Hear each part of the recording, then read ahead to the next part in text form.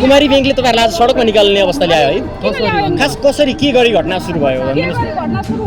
जो बैंकमा राखेको जोइन खातामा राखेको सम्बन्धित मान्छेले साइन नगरिकन कुमारी बैंकले पैसा उ गरेको छ के रे निकालेको छ भनेदेखि यत्रो समस्या लिएर आछन् यो भित्र पर्दै छ तपाईहरुको पैसा चाहिँ सम्बन्धित व्यक्तिले हस्ताक्षर नगरिकन कुमारी बैंकले निकाल्यो हजुर कसैको नाममा थियो कसको नाममा कसले निकाल्यो थाहा छ कि छैन तपाईहरुलाई श्रीमानको नाममा थियो अब कसले जो सुकै एबीसीडी जोले निकाले पनि त्यो त सुरक्षित पैसा थियो नि जो सुकैले निकाल्यो के मार्फत निकाल्यो चेक मार्फत निकाल्यो कि यसै निकाल्यो कि कसरी निकाल्यो चेक मार्फत निकाल्यो या के गर्न निकाल्यो उले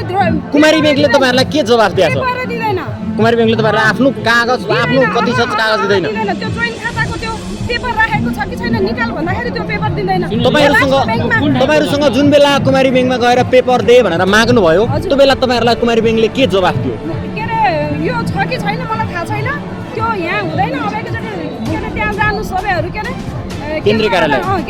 जान्छ या त राष्ट्र बैंक जान्छ राष्ट्र बैंकको मान्छेहरु जुन सूचना विभागका हुन्छन् त्यो लुकाएर यताबाट मिडिया जाने भए त पेपर सोध्नुपर्छ सरलाई भनेर यी आँखाले देखेका छन् अनि न्याय माग्न कहाँ जाने यो कुराहरु त तपाईले सम्बन्धित सरकारहरुलाई दिनु न पहिलाका सरकारहरुले गरेको अत्याचारको विरुद्ध अनि त्यो बेला तपाईको नगरपालिका त्यहाँ जुन कार्यालय थियो त्यो प्रशासनले केही भनेन कसैले पनि नगरपालिका तीनटा मुख्यमन्त्रीको खुट्टा ढोग्न पुगेको छ पैसा चाहिँ कति तपाईको त्यसरी कति निकालियो 5 करोड 90 लाख भन्दा बढी पैसा बैंकले निकाल्यो यो प्रेमबहादुर गुलामीको सेटिङमा यो पैसा अन्त गएको छ अनि तपाईहरुलाई शंकास्पद चाहिँ कसले निकाल्यो होला बैंकैले निकाल्यो कि अन्य प्रतिनिधिले निकाल्यो के छ तपाईहरु बैंकले जोसुकैले निकालोस् बैंकले यो कित्ते साइन गर्न मिल्छ कहिले जो एबीसीडी जोसुकै जाओस् यो पैसा निकाल्न मिल्छ तपाईहरुको बैंकको स्टेटमेन्ट बैंकले दिन्छ कि दिँदैन तपाईहरुलाई बैंकले दिन मान्दैन बैंक आइजो यहाँ अर्थ मन्त्रालयबाट नि आइजो यहाँ भन्दाखेरि अनि हामीले यो पैसा कसले निकाल्यो त के गरियो पैसा गयो यो पैसा जानै नगरिकन मेरो बुढाको चाहिँ 80 लाख त के रे 80 लाख पैसा त अझ पर्सनल खाताबाट निकालेछ कसैको खाताबाट बैंकले यसरी पैसा निकाल्न मिल्छ सम्बन्धित मान्छे चाहिँदैन अनि खै त्यो कसले गरे भन्दाखेरि मेरै बुढाको भन्ने भन्छ त्यसले त्यो यो कार्य यो नसकिन्छ त यसले निकाल्नुपर्छ उसले त सबै लिलामी प्रक्रियामा निकालेर हाम्रो सडकमा लिएर आयो आज उसले चाहिँ अनि हामीलाई चाहिँ सबै जग्गा जमिनहरु सबै उसको लिलामी प्रक्रियामा तपाईहरुले लोन पनि लिनु भएको थियो त्यो बैंकबाट लोन ओडीको लागि पसलको लागि ओडी बनाएर राखेको पैसा गायब गरेको छ बैंकले यो प्रेमबहादुर गुलामीको सेटिङमा यिनीहरु मान्छेहरुको उसमा यो आवाजहरु उठाउनु न सम्बन्धित तपाईहरुलाई प्रेमबहादुर गुलामीको भनेर चाहिँ कसले भन्नुभयो कि कसरी थाहा पाउनुभयो प्रेमबहादुर गुलामीको यो उहाँहरुको खातामा यो गएको छ यो सबै पैसा यो पैसा चाहिँ प्रेमबहादुर गुलामीको खातामा गयो प्रेमबहादुर गुलामीको सानो भाइ र गोविन्द मगर यिनीहरुको सेटिङमा यो पैसा यिनीहरुको उहाँको आफन्तसँग यो पैसा गयो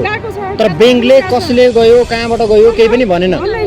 तपाईहरुले आफ्नो खातामा आफैले पैसा जम्मा गरेको हो आफैले मज्जासँग बकाइदा साथ मजाले गरेको उले किर्ते साइन गरेर एबीसीडी मेरो श्रीमानको खाताबाट यो पैसा गएको छ म श्रीमती गए पनि यो पैसा नजानी गरेर राखेको पैसा आज कसरी गयो राज्यको सेटिङमा गएको हैन ठुला थलका ठुलो नेताहरुको सेटिङमा यो पैसा गएको हैन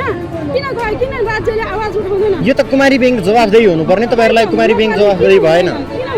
राज्यले कुमारी बैंकलाई तपाईलाई मन्त्रालय सम्बन्धित मन्त्रालयले कुमारी बैंकलाई बोलायो कि बोलाएन बोलाउने कुरा चाहिँ भएको छ तर कहिले 20 दिन कहिले हप्ता दिन भन्दा टारेको छ के हो हामीलाई थाहा छैन म यो तपाईहरु न्यायका लागि हुनुहुन्छ तपाईहरुलाई अब बचत तपाईहरुको पैसा फिर्ता चाहियो अरु के चाहियो माग के हो फिर्ता चाहियो मेरो जुन धितो राखेको जग्गा जमिनहरु छ का लागि धितो राख्नु भएको थियो पसल थियो पसलको लागि धितो राखेको र ओडीमा बनाएर राखेको पैसा चाहिँ उले सेटिङमा चाहिँ पैसा निकालिदिएको उले चाहिँ